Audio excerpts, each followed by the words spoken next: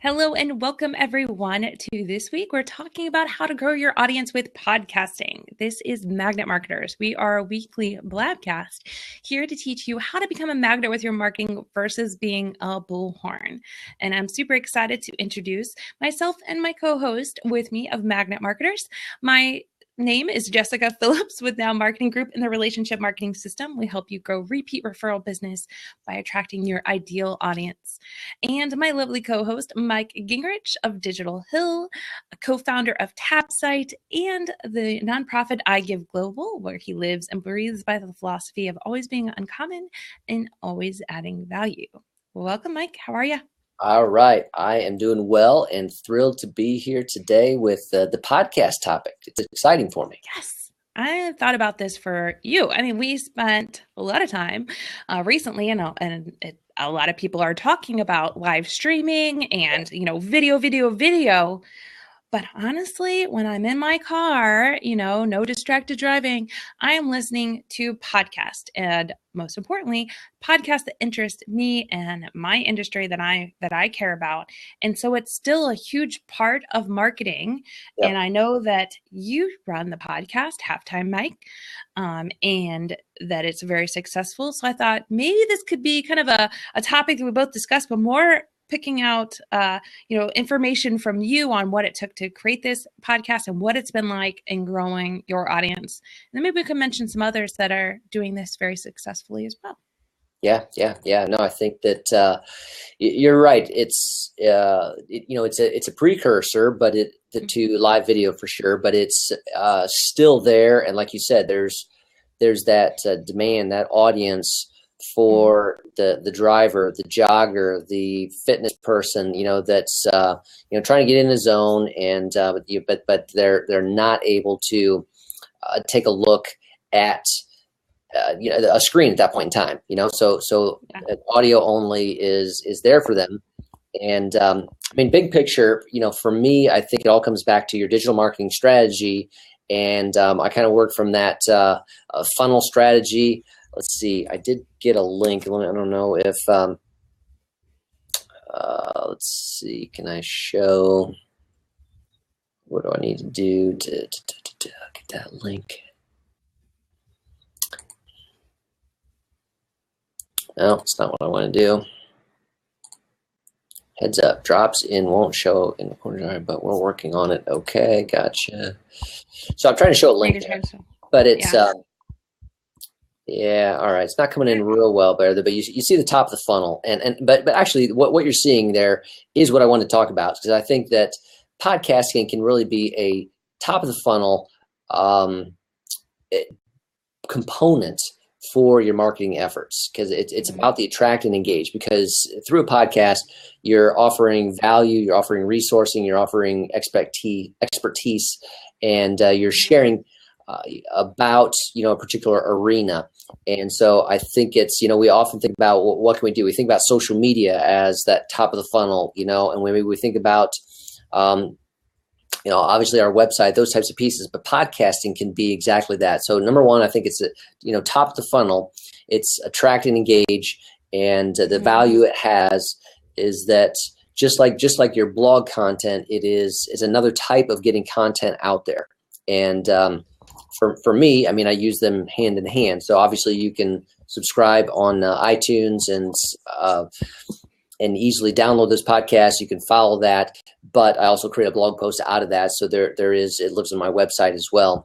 But hopefully, that's attracting an audience that has interest in that topic. And through that all, everything ultimately comes back to listening to it, accessing it on my getting to my website, and so therefore there's more information there, and it's a piece of getting to know me and who I am, and I think it can be used by a lot of businesses to help them demonstrate expertise and to provide a level of free resourcing content out there that helps them be seen, be heard, be understood for who they are, and shows a definite element through that listing to them of their the culture, the brand, who they are, that can be attractive. That's really good. So a little bit of an echo there. What I heard you say, though, is that you multi-purpose your blog as well to show your expertise. So for the people, are you getting an echo? I'm not. No, you're coming through okay for me. Okay. For the people that are not comfortable writing a blog, but they have some type of expertise to share, this is a perfect medium for them to be able to share their expertise, show a little bit more of their personality and the words that they would use in conversation, and add that little bit of extra in there, because we know at the end of the day, it's all about the relationship that you're growing and building with your audience. And Yep. this is a platform to be able to do that. And where people are spending their time, like you had mentioned, they're jogging, they're working out, they're driving the car. It's usually when they're listening to a podcast, it's usually uninterrupted time, or they don't have other things popping up on their screen while they're listening to a podcast, so it's more dedicated time where they have just this intimate moment with you listening to the podcast. Now, if you're working out, you may be thinking about some other things, or if you're driving, of course you're paying attention to the road, but it's still a great way of, bringing in, an audience. It's a more intimate setting. But then you have the opportunity to duplicate and multi-purpose your podcast in order to turn it into a blog or, some other piece of content on your website, and be able to multi-purpose this. So I'm going to go through kind of the who, what, why, though, if you don't mind. So why podcasting, besides creating that intimate audience for you and for so many businesses? I know you talked about, top of the funnel. But is there any other why that could be for them to do this, or why it helps grow that audience that we didn't touch on? I think you need to take a look at the purpose behind it. So from let's say that's an individual brand, a personal brand kind of thing. I think there's value in podcasting that can help you from, towards getting speaking gigs kind of thing, because it's another opportunity for an audience to hear you, to receive from you, to get to know you, and just through your audio means. So I think that's a key there. I think for a non-personal brand, but a product kind of related brand, I think that the opportunity to showcase expertise and talk about the industry, talk about the application of things. It's not necessarily talking about your product, but it's about what can be done with your product, what's happening in the industry with those things. I think is very valuable, because again, you need to know what your demographic is doing. Will they listen? Are they listening? Can you get that word out there? So are they? Obviously, you always want to take a look at your ideal audience, your buyer persona is there, and what means of communication is relevant to them. But I think that what we're seeing is that studies have shown that podcasting, audio things, just because of you think of the ways that vehicles have changed now, and the accessibility with Bluetooth to just tie in your smartphone into your car so that it's there, whatever you're carrying on your phone, you're listening to in your car in so many cases now. And so it's become more mainstream, simpler to access, and so therefore you want to reach people where you can and where your ideal audience is spending time, and it's an opportunity to do that. Again, to showcase expertise, to showcase your skills, to even hone those skills. Yeah, and you kind of started touching in on the who. I mean, right now, the who is the podcasting for. One is for that business owner that has something to share, some kind of expertise to get out there. But then the who that's on the receiving end of the podcast, I mean, it's like you said, becoming more accessible. Like me personally, I don't even listen to the radio anymore. I don't listen to anything in my car. Either it's silence or it's a podcast, and if I have a long morning drive, like I'm learning on the way, and listening to podcasts. But who else is podcasting for? Is there a select niche that's really taking on to listening to podcasts as far as an audience is concerned?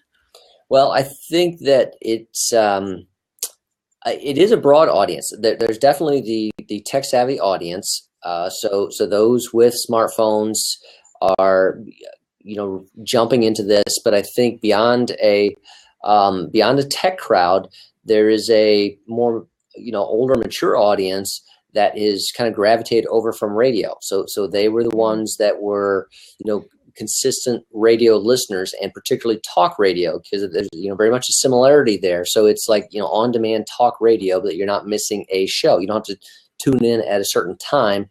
It's there for you. So I think that that demographic is also one that is very much interested in the podcast message. Great. So how do they get it, or how do you make it accessible to multiple group? Yeah, I mean, I think that number one, you want to be in the biggest out there, and that is in iTunes. And so there's kind of like a one-time process that you need to go through to get your podcasts listed and approved into iTunes. And I don't have a link present for that. We can look one up there, but that there's a process there where you can submit. And now again, the other key to that is that there's a number of pieces of data, but what they're going to want is your podcast feed. So that means you need a podcast host. Okay. So just like your website is hosted online somewhere, you need to have your podcast live online somewhere. And so typically you want to look for a podcast host. I use Libsyn, Libsyn, and there's others, Podbean. There's multiple ones. SoundCloud is another one. There's different pros and cons of each. Is there a reason why you chose one or over the other?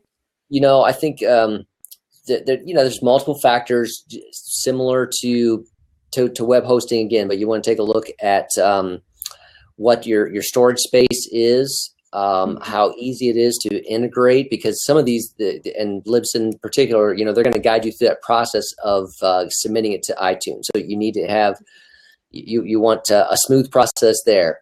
And I mean, I was brand new to it as well. So it was something I just had to learn on the go. And so I was looking for, okay, where can I host these, and what can help me prepare my feed, what I need. And also I was looking for what is something that I can convert easily and embed on my website that's going to be playable there. So again, web friendliness, ease of use to submit to iTunes. Now there's also, the Google Play Store for Android devices.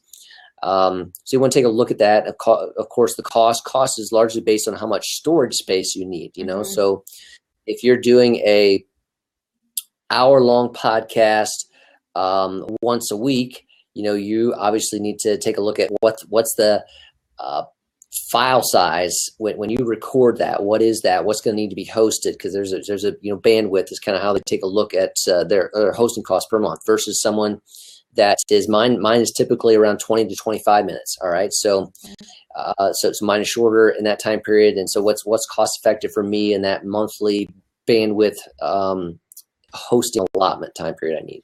I can't even imagine like Entrepreneur on Fire that does one every single day. John DeLumis, how do you say his last name? Yeah. Dumas, yeah. Yeah. Does one every single day. I can't even imagine like his story. Yeah. That's dedication. Dedication there. Yeah. Yeah. And so that's key. So there was a question out here. So Bronson was asking, he hates iTunes, how to listen to podcasts not in iTunes. And so, there are other means. And that's what I was looking for with my host, Libsyn, is that you don't have to use iTunes, but you can. Okay. So, for myself, you can subscribe on my website, for example. So I have them all in a blog category, and each one is an episode. And so you can subscribe to that via email. So anytime there's a new episode, you get emailed for that, and it's going to have a link into it. So you could listen to it right there, or you can download it right there. So that's outside of iTunes, nothing to do with iTunes. You can also, like iTunes, use other services. So I've connected mine with Spreaker, Spreaker. Okay, and that's another tool that you can do that. So there are multiple ways to do that.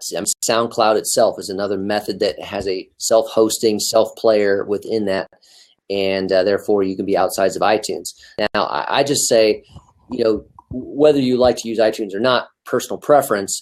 From a business podcasting standpoint, you want to at least have it listed there, just because it's a major place of simplicity for many people using it. So you want to take a look, like I've tried to say, what are some key places I can make this accessible to the masses? Right. It's kind of like Google, you wouldn't only want to be on, DuckDuckGo, even though it may be, seamless and give you better, accurate search results for what you're looking for. But Google is where everyone would start, typically, because it's most well known. So Yeah. I have a question to ask you. How did you prepare before you got started? I mean, do you just recommend, if somebody's, we get it, that it's helping nurture your audience, bringing them in through the top of the funnel, you want to get going, you need to register, host it on your website, choose a hosting platform like, the SoundCloud or whatever it may be. But then what did you do? Like, how many did you build out ahead of time before you got going, or what would you recommend? Yeah, I think that's something to think through, is your frequency. And I was just kind of going through that, because you want to think through ahead of time what it's going to take from a time demand, standpoint, because how are you going to produce these then? There's a little bit of, work involved with that. And so, the runway is there. And I've seen people that have, if they're doing it on a weekly basis, that have created, 3 months. They wouldn't even get started until they had 3 months worth all ready to go. Okay. Mm-hmm. So I work on a much shorter leash than that, so I'm basically trying to stay 2 episodes ahead kind of thing. And so I just need to have that kind of buffer that, allows me for some, interruptions, work-life balance. I might not get it recorded when I wanted to, so I need to have some time buffer in between to, still get that done.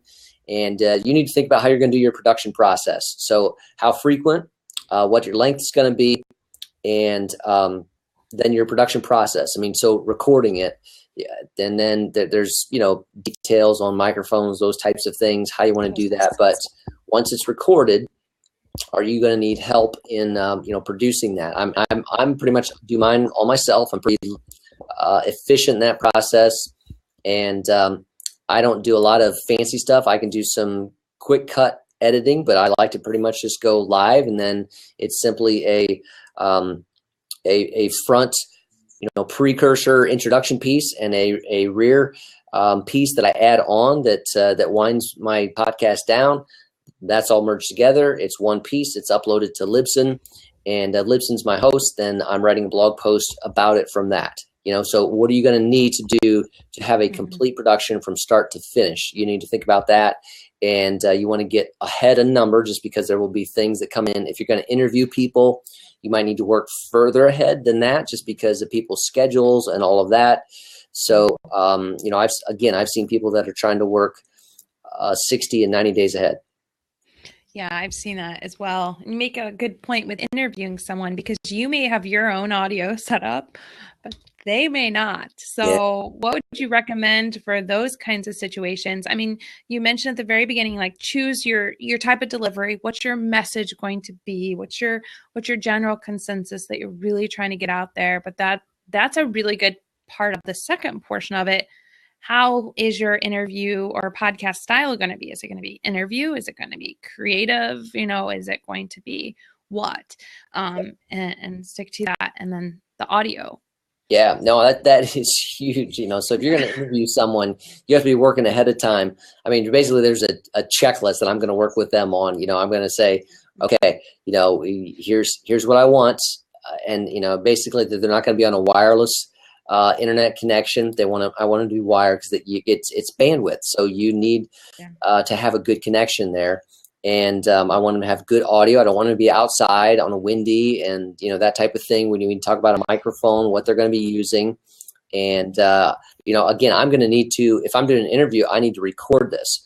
And so what am I going to use? That's a tool for me. Now, I typically use Skype with call recorder for doing interviews that way. So it's a Skype conversation. And now, again, sometimes I will video those, sometimes I will not. So sometimes it's Skype video, sometimes it's not. If it's Skype video, I'm definitely needing them to be on wired connection, just because of the bandwidth issue there. But I'm also taking a look at what their microphone is, and trying to ensure that they have that and a quiet space around them so that there's, less background noise or no background noise, ideally. So no hotel Wi-Fi on their cell phone. Exactly. Or out in the lobby at, between conference events or, that type of thing. Not good. Yeah. Because, you got to imagine, it's audio, and I've even heard this for people that preach, video, that your audio is more important than anything else. Your audio and how clear it comes through is more important than how you look, the lighting, all of that. It's the audio that people want to hear clear. Yeah. So there's several different mics out there, though, without getting too into the technical. I know there's actually a link to Podcast Answer Man. He has like a full kind of tech setup and walks you through kind of really getting started in and launching a podcast. And I looked at his and then was recommended the Audio Technica, which I use here, and it just plugs in literally to the side of my computer, and then I can plug in a headset to the back of it. What do you use, Mike? Yep, I have a Samsung microphone, and basically, that's my primary microphone. I keep it pretty simple. I am also then using Audacity for my sound recorder, my Mac, and Right. Audacity is a open source tool, so there's not a lot of cost involved there, and it's pretty simple to learn. Other people say that as well. Yeah, if you're serious about getting started with a podcast, I cannot recommend Cliff Ravenscraft enough. I chose to do video podcasting before it was a thing, and then tried to, have 12 videos kind of lined up because I wanted it to be weekly and get started before I even got going. And then Blab was introduced and just made my life so much easier. So then I'm able to do it this way. But Podcast Answer Man was who I was going to and trying to find literally the answers to how to get started on that kind of thing. What's working for others? And then I went out and searched on iTunes and seen what are other people already doing that's really successful? Like who's already niched out, the social media market and really having a successful podcast on that? Who's already doing, the marketing and listening to their podcast to get ideas for what would be successful if I was going to do something or if I'm recommending it to a client. Like, Tyler Anderson and his podcast, he has this awesome intro and exit. You as well, keeping that consistency, listening to how they're interviewing people, really, taking note of the things that I really liked that others were doing successful that could and should be replicated if you were to do a podcast. But the audio pieces, as you mentioned, are really important. I was trying to do a Blab with a client, actually. I was telling them about Blab, got them all on board, and we had it scheduled and everything. And literally 2 days before, they had no microphone. And I was like, I have one you can borrow, but they're out of town. And the whole thing got canceled just because of a microphone. It should never happen. Your equipment should never hold you back. But yeah, you don't want that to be an issue for sure. Yeah. And kind of, spinning off what you're talking about there, I think that there's value you can learn from what others are doing. I try to get outside of my industry. There's what's happening in social media. There's what's happening in digital marketing. But I try to listen to other things. So, I'll try to take things from TV talk show host kind of thing, from live radio or from, just other industries completely separate and try to listen to some which are just totally different, but listen to it not from a content standpoint, but from a perspective on what are they doing? What is their intro? What is their style? What are they interjecting in the middle? Are they doing things with voice inflections that are key in their message along the way, and just utilizing some of those pieces. So I like to try to get outside the box a little bit of the industry to glean in and see what might be doable there. And I think that again, it's all about another way online. Podcasting basically is online. It's you're going to use it if it's you're going to be using some tool to be able to stream that, to download that, so you can listen to it.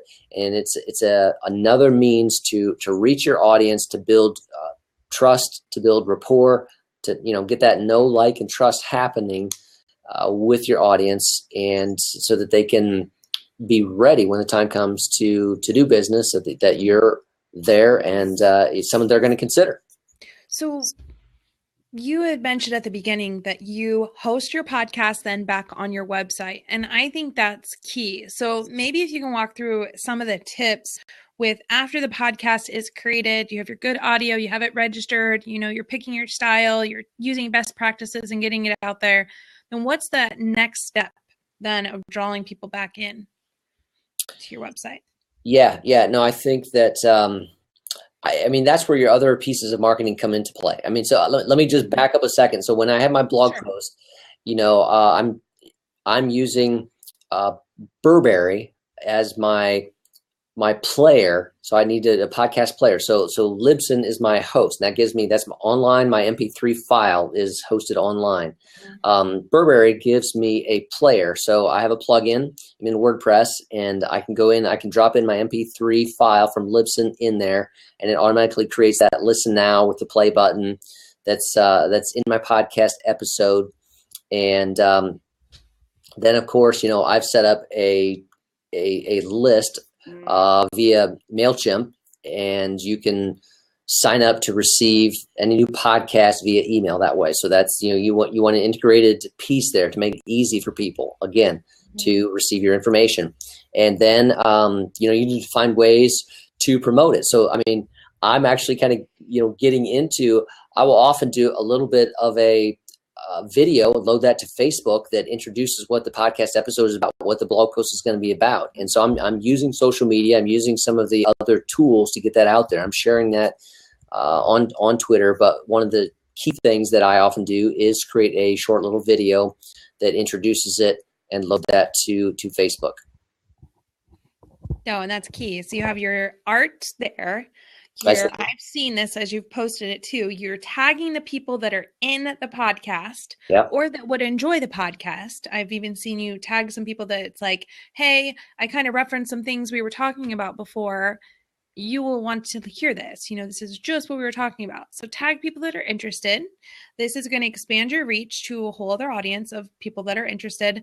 Draw them back to your website to hear the blog recap of the podcast, but then listen to the actual podcast. Because I know in your blog, you're adding the notes and you're adding some extra information, but it's not the full, verbatim podcast. So there's still value in hearing and reading both. And then the smart piece at the end with driving people back to the rest of the pieces of the funnel is then adding that call to action or next step that you want someone to do. So if you're talking about social media best practices and who's doing, these tips on social media best practices, your CTA may be, the guide, the checklist on Facebook for all the new items or whatever. And then you're putting that as your call to action, because now they're in your list. So they may be signed up for your podcast, but now they're in your marketing funnel, so to speak, because who you're crafting this podcast for. So now you craft that call to action that's for them as well. And this gets them deeper down into your marketing funnel. Then they are, consuming more and more of your content, building that closer relationship with you, and hopefully being activated to where they're going to share that message off even more so.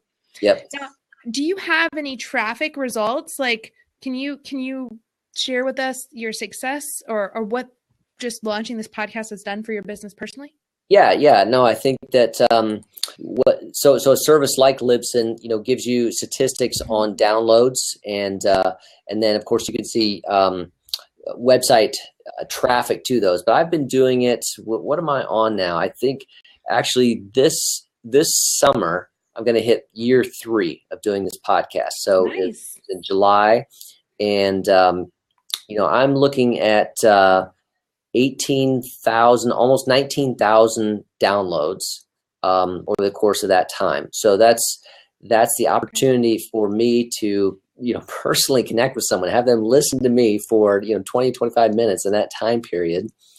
And what, so for the month of March, there was 528 downloads, that type of thing. And, I'm on track for that here. Again, April was about the same, and May is on pace with those type of things. So, it's a unique type of audience. It's a more dedicated audience. I mean, you get a website visitor, you're grateful to have them. They're going to make a decision in the first 5 seconds whether they're going to stay. Can you get them to stay for 30 seconds? Can you get them to stay for a minute and a half? That type of thing. Where here you're really getting a dedicated audience, and if you can get them on a subscriber list, that's a pretty dedicated way of hearing you, to again, to know you, to build trust with you, that type of thing. So for me, it's just been a piece of growing the awareness of what our company can do for others, and because I do multiple things at the top end of the funnel. So the blogging, content marketing is a huge piece of that. So the podcast is a piece of that. Trying to be active on social media is a piece of that. I write a tech column for a newspaper in the print media, so that's a piece of that. It's all about getting that name out there, and having some level of demonstrating expertise, demonstrating value, and driving them back to the website to check that out, so that and again, having some type of soft lead capture option. And I've got a number of business opportunities, of definitely speaking opportunities, both in events and online webinar type things as well. So you said 518 downloads last month, or what was that number? 528, yeah. 528, and your podcast is 30 minutes long? 25 generally. 25? Okay. So you're averaging about 21 people that you're reaching per minute, if you look at it that way. I would say it's a pretty good use of your time, especially with social media the way it is, and every post that you're putting out. If you think of it that way, how many people you're reaching.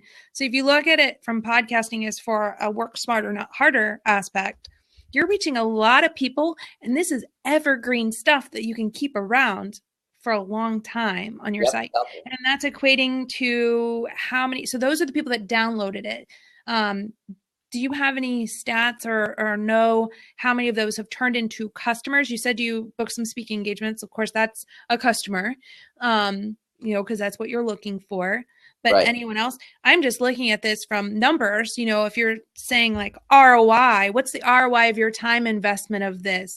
I would say, looking at that, that's a pretty good use of time and investment for marketing. Because then, if I can turn around and point to and it has helped establish some credibility. So there's kind of multiple pieces that go into that. Mm-hmm. Can I drive it down to say it was that podcast or that podcast episode? It's because there's a combination factor. They might have discovered you on social media, came to your website, listened to a podcast episode, and that collective piece together made them want to contact you. And so then we're doing a digital marketing campaign, and maybe that campaign is worth $1,500 a month for 10 months.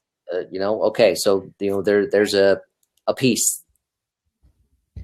That, and they say what, 5 touches? You typically on average 5 to 10 before someone's going to buy from you. So this is another way of making an impact, making a touch, and building that relationship.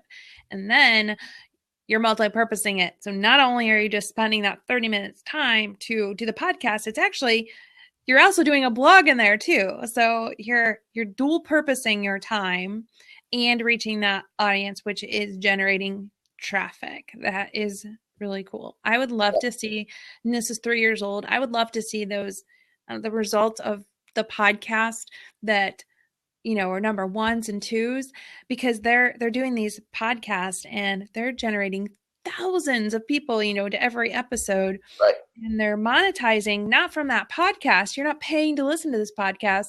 So, they're monetizing in another way. I've seen some businesses do it where they're getting sponsors for their podcast time. I think that's a very unique podcast if you're going to take on a sponsor, because it does almost, I just look at if you're getting paid to do it, if you're trying to pitch another idea and it's kind of related to who's sponsoring it, your credibility is a little bit, not necessarily credibility, but if you're trying to prove something, it may be looked at in a different light than if you are getting sponsored maybe by an app or something that's in there, or making your revenue back on your website end because you are investing your time this way, you're drawing the traffic in, and then you're making your revenue back basically by earning customers. Yeah. So this is just a piece of your marketing. Yeah. And there's a lot of things that you can watch within a podcast. So, I can give stats on a, per episode basis. And so you can kind of begin to see some trends on, it's just kind of like your website content. What was the top topics that were attracting, people to that, so the main ones that were downloaded, did some of them take off? I've had some that just, boom, they just skyrocket, and they're, triple, quadruple the downloads of other ones. And so you got to pay attention to those types of things. Yeah, that I've seen a few of those too. I'm referencing Tyler's again, just because that's one I, do listen to. Tyler Anderson, Social Media Social Hour. His is a great podcast. But you had mentioned something else earlier too about being loyal. And that is the truth. I think, successful podcasters, consistency is key, because you do look forward. If you're listening to this podcast and you're enjoying it, I go back on that Tuesday or Wednesday when they tell me that next one's going to be there and I want it there. And the ones that are consistent, I am going and listening to and saving. I may not listen to it on that Tuesday or Wednesday, but I am queuing those up to listen to them when I have that hour drive, or that workout time, and more of the drive stuff going on. But, I'm listening to those. So the ones that have fallen off the map, though, those ones I do kind of lose relationship with. So I would say consistency is one of the most important aspects of it. Would you agree? Oh, absolutely. I mean, you cannot be random with this. And so that's important that you're going to, mine always come out on Thursday. So, that's a dedicated piece. People need to have an expectation of when it's going to come out, what the consistent basis is going to be, and you need to follow through on that. So you need to think that in, work that into what your plan is going to be. Exactly. Very smart. So, and anyone in the room have questions, or do you have a podcast favorite or tip? In podcasters, I'm trying to all your profiles as I pop in the room, see if I see anything about podcasting on there. Yep. Okay. But, so what are any other tips? We mentioned consistency. Is there anything else that you would recommend? I know I've heard some people ask for reviews because reviews do something to kind of push you to the top of iTunes. Is this true? It does help, yes. Yeah. And so that's for those that you're trying to find ways to get more eyeballs, on your podcast, and within iTunes, the more reviews, that they can push you up higher, and that you can be seen more, and then there's more downloads, and so then the snowball effect happens there. So you want to take a look at that. I mean, there obviously. You can use paid advertising to run ads for your podcast, those types of pieces in that. So there are multiple things you can do. You just have to figure out how it fits in your marketing mix there. What niche does it fill? Who's your target audience? And then, is it a way that you can reach them, that you can build some credibility? Is that going to be helpful to you over time? But it's for us, it's been, one of those great ways that is exactly what we talk about here. It's being a magnet, so that they just know who we are, and it's not being a bullhorn. It's not shouting at people, but it's offering value and a resource. And over the time, that has helped just give people a confidence and a trust level, something they can refer back to, and you can share an episode with them. They're wanting to be resourced on something.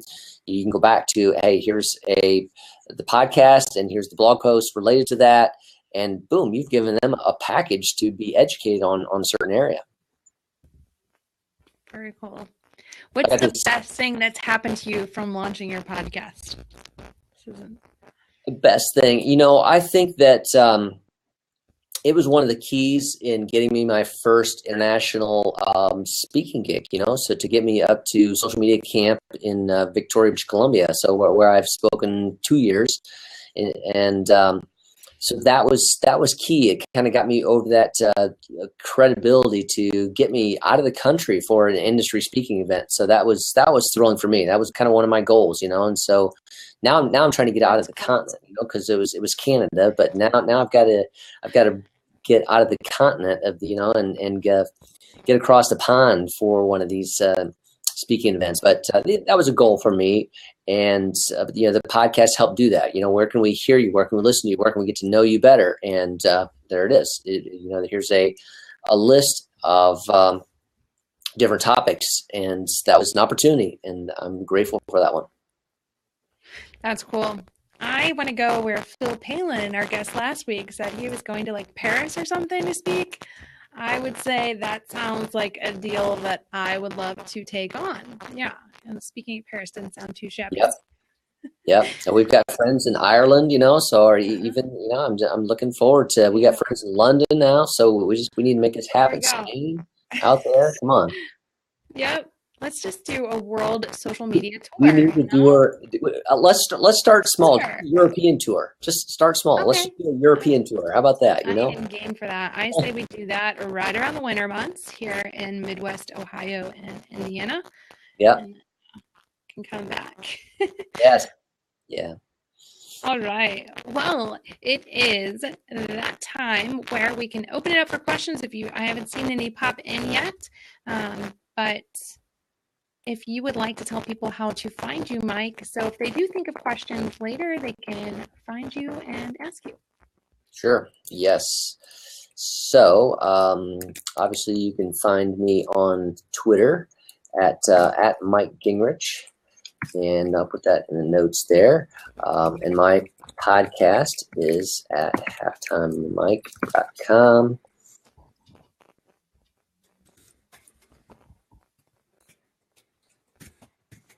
Typing that in, there it is.